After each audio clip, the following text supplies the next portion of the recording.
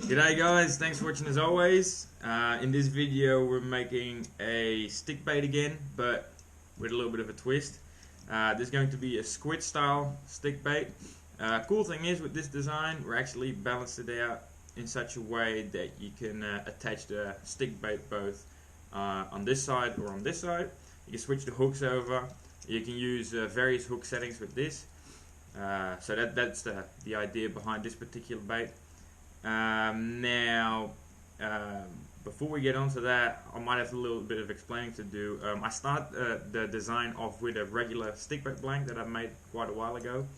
It had already been balanced out, so we had to make a little bit of a change to the balancing simply because we needed to be able to fish the lure with both attachment points. So we're going to add a little bit of weight here in the middle.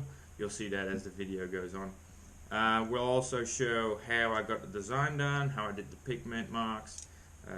Paint job is not that difficult, so that's pretty straightforward, but we did do some foiling as well, and as always at the end of the video we'll show you how to swim as well. So thanks for watching guys, hope you enjoyed the video. Alright, so as I said just before, we started off with the stickbait blank. This stickbait's quite a large stickbait. It's about as large as I would comfortably go with any casting lures, but we had to add a little bit of weight simply because we changed over the design. So this thing had already been balanced out. Swims great, by the way. Has just a rear weight just near the back of the tail, but we wanted to add a little bit more, just a bit further up from the tail. So here you see me determine the section. It's an extra ½ ounce weight that we put in, and we kind of go from there. So once that hole was drilled and it fitted the weight that we needed to put in, we filled the gap up again, of course. So we just do it the usual way: sawdust and super glue. Always works good, and that should help us impart action to the lure. So there we go. There you see the weight being fitted in. Fill up the rest of the hole with sawdust and super glue. It's only a matter of sanding it off then and making sure it's all smoothed over, and we'll give it another base coat.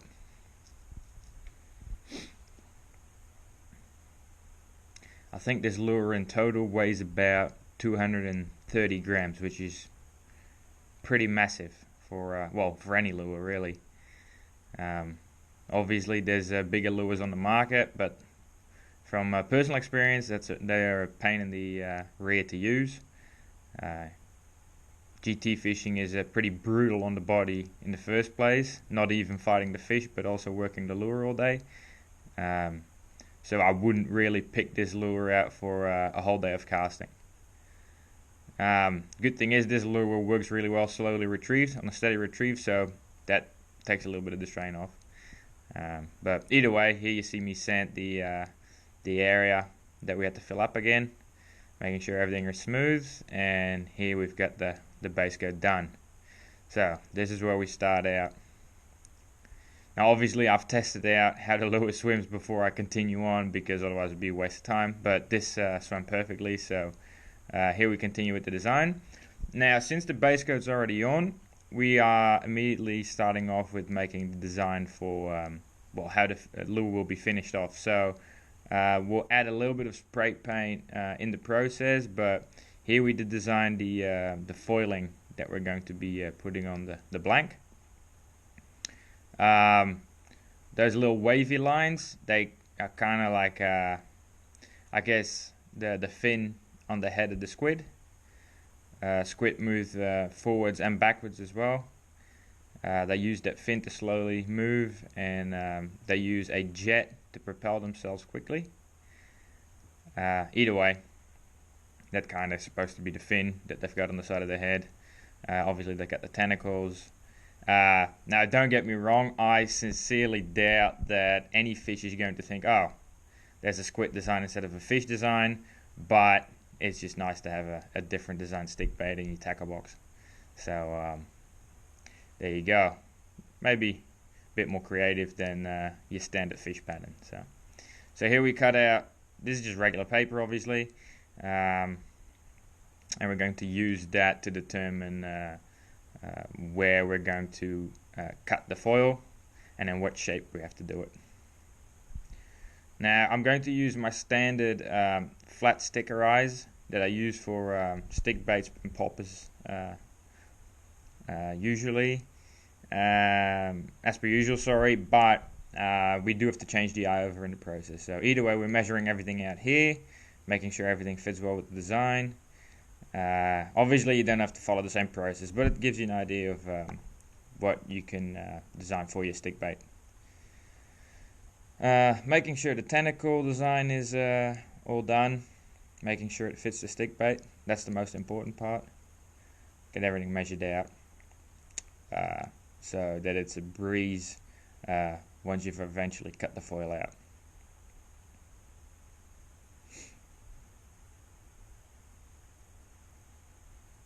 Looks a bit messy here, but it will look better once it's all cut out of the foil.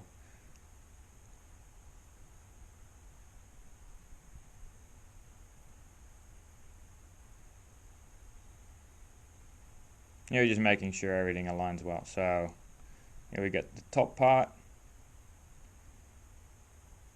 and then the tentacles. Now you just want to make sure that the eye fits in there properly, so it doesn't look off, that it's not overlapping the foil design. We want a little bit of space in between the foil and the eye so that there's a bit of contrast between the two. But that will work out.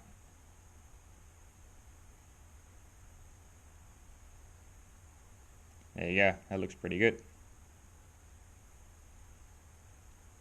Cool. Now all we have to do is transfer the design over to the foil that we use. Pretty straightforward. I always fold the foil over double so that I've got two equal sides to cut out. Very, very basic idea, but just to give you a heads up. Then obviously the tentacles have to be cut out as well.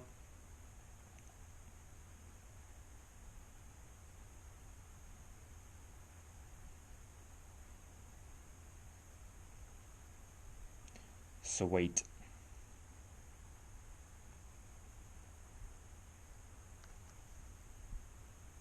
As you see, it's really straightforward if you've measured the designs out. There's no way you can go wrong if you just make sure you got the right size. It's easy to transfer it onto the stick bait.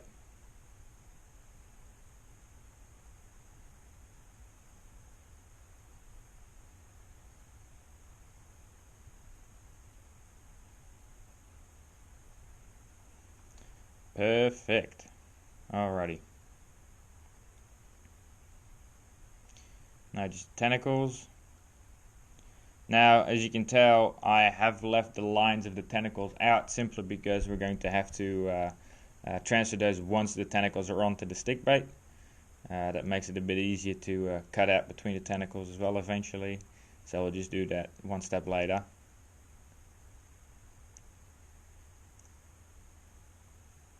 Perfect. Alright. So one thing we do want to do is add a little bit of I guess texture to the head section of the squid. Now squid don't have any scales, so we're not going to do a cross cut, but just to give it a bit of texture, we're making a really fine line cut along the head section of the squid. Otherwise it'd be looking pretty bland. This is way finer than I usually do with any scale pattern for stick baits that are kind of more like a fish design. It looks a little bit more delicate. So there you have the end result. Two equal head sections. One thing I did want to do is just to create like a little bit of a spotty pattern on there. I use a hole punch to punch some holes out of the foil. It's a bit random, so it's whatever you prefer. Obviously, the whole design is up to you, but this is how I did it. There you go. Makes perfect sense. Just punches a hole clean out of foil. Now I actually did save those circles that were punched out of the tape. I later used them for the eye design. Obviously squid have got different eyes than fish. Now I don't want to say that the sticker eyes identically represent a fish's eye anyway, but we did want to change it over a little bit simply because of a different design. So either way, here we're finally transferring the foil onto the stickbait body. As you can tell, I've changed the paint job over a little bit. The belly's got a little bit of silver and a couple of red stains on the top. They'll come into play later. Some of you may know this, but squid can actually change color. They've got those pigments that allows them to change colors. I forgot the name of them. Chromatophores maybe? I think it's chromatophores. Either way, doesn't matter what they're called, they can change color. And so sometimes they've got different stains of colors all over their body. So that's why I've got a couple of different contrasted paints. A bit of red, a little bit of silver. Yeah, that was the idea behind it. So here we're finally drawing out the tentacles on the foil. Pretty straightforward.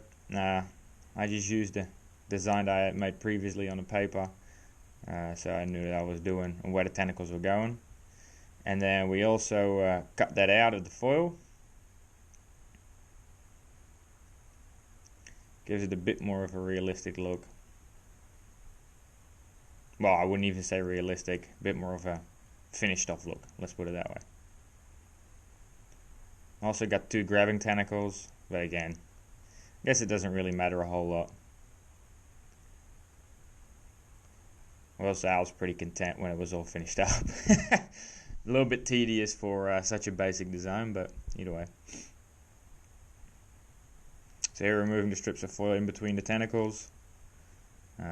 Makes it look pretty decent.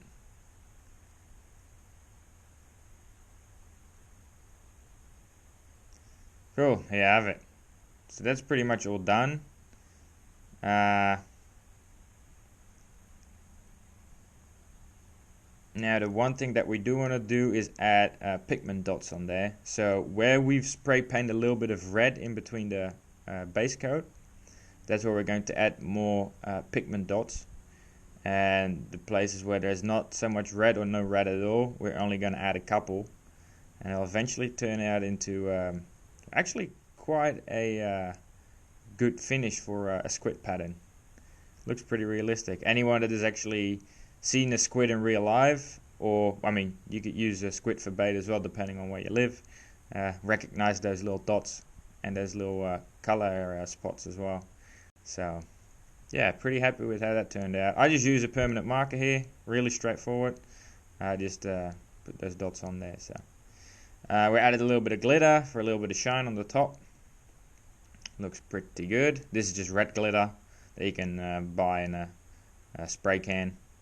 So pretty basic, but gives off a good finish. I think it was on sale because it's Christmas right now, so that worked out. So here's the eye that I've changed over. As you notice, there's two pieces of foil on there. One is one of the circles that we punched out of the side of the foil.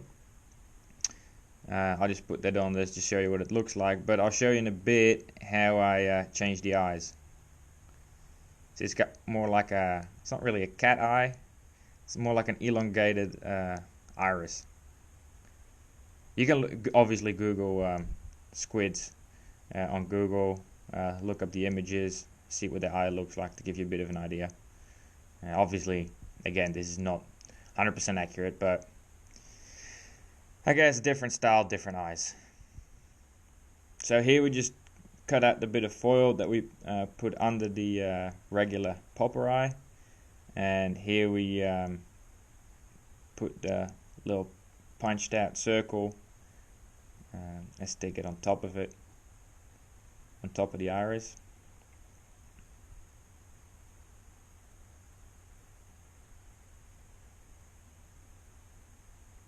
Cool. So it kind of creates a wedge, as you can see. An elongated iris and pupil.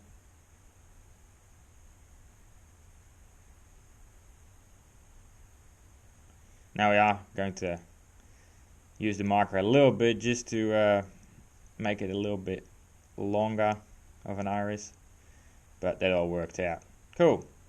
So that's how it looks as a finished product. Now all that was left to do was put it in the epoxy, and we're good to go. As you can see, quite a nice contrast on the top there. Color wise on the top it actually looks quite realistic. So now we're good to go. Test it in the pool. Now in Texas we've had a little bit of a problem with rain, so the pool is not super clear. So here you see when the lure is attached towards what you usually call the back end of the stick bait. Actually dives down because the weight's all in the back of the stick bait. That works out quite well. Dives down way more than on your regular attachment point. Now here we've had to contrast the footage a fair bit simply because it was so hard to see. And as you can see, it very easily dives down and wiggles along quite nicely. You could really easily fish this stick bait with a steady retrieve, very slowly. Would be great for tuna. Got a nice wiggle to it. And here you see the regular action. If you would attach it at the nose, or what essentially is the top of the head of squid, it's got your regular stick bait action. It just darts from side to side when you sweep the rod. So really content with that. Hope you guys liked the video. Maybe get you some ideas for your next stick bait design. Thanks for watching, guys. Have a good one. Oh, and Happy New Year. Cheers.